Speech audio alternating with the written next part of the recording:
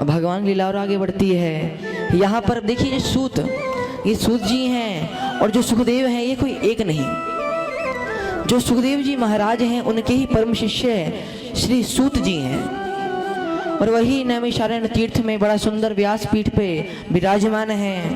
अब क्या हुआ कि सोनक आदि 88,000 ऋषि मुनि सनकादि मुनि कुमार इत्यादि मुनि मुनीश्वर सभी नैमिषारण्य में विराजमान थे और उन्होंने 1000 वर्ष का एक सत्र दीक्षा ली और बड़ा सुंदर यज्ञ हुआ। एक दिन क्या होता है कि सभी आदि मुनीश्वर सनकादि कुमार शौनक आदि ऋषियां ये सभी अपना नित्य क्रम करके आते हैं और नैमिषारण्य तीर्थ में आकर वह व्यासपीठ पर श्री सूत जी महाराज को विराजमान करते हैं, बिठालते हैं और उनसे यह प्रश्न पूछते हैं कि हे प्रभु, जीव का एकमात्र कल्याण क्या है?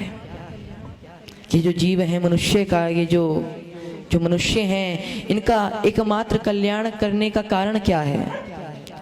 ऐसा कोई कारण बताइए, ऐसे कोई भक्ति उपाय बतलाइए जिसके द्वारा हम जैसे अधम पापियों व जीवों का मनुष्यों का उद्धार हो जाए, कल्याण हो जाए।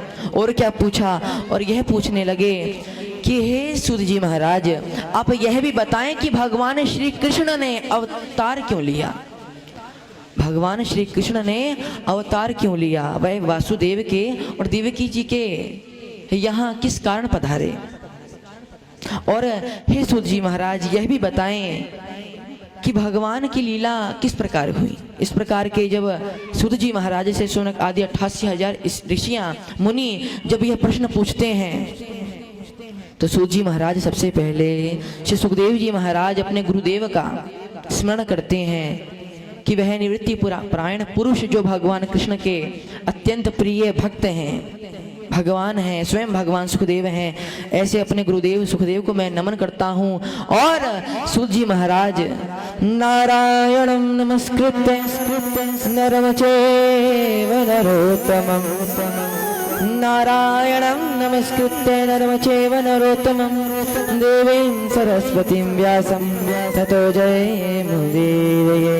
क्या होता है कि अब भगवान नारायण और सरस्वती और वेद व्यास जी महाराज को और सुखदेव जी को नमन कर कर सूत जी महाराज शौनक आदि ऋषियों का प्रश्न का उत्तर देते हैं। क्या होता है? सावे पुषां परो धर्मो यतो भक्ति रधोक्षजे, अहेतुक्य प्रतिहिता ययात्मा संप्रसिद्धते। अर्थात सूत जी महाराज सनकादि आदि कुमारों से और मुनियों से कहते हैं कि हे मुने, यह मनुष्य का जो एक बार भी वह मनुष्य जिसका मन प्रभु के चरणों में लग जाता है, वह भगवान का जो भक्त बन जाता है, वह कोई साधारण पुरुष नहीं है। आपने बड़े ही सुंदर प्रश्न पूछे हैं, जगत कल्याणमय प्रश्न पूछे हैं कि पूर्ण ब्रह्मांड में यह जो जीव है इनका कल्याण का कोई कारण बताइए। एकमात्र कल्याण का कारण क्या है? कैसे कल्याण होगा हमारा, हम जीवों का? तब कहते हैं मनुष्य का परम धर्म वही है कि जब वह भगवान श्री हरि के चरणों में आ जाए और प्रभु की भक्ति करे, यही उसका परम धर्म है। कहा गया प्रेम में ना हो वासना,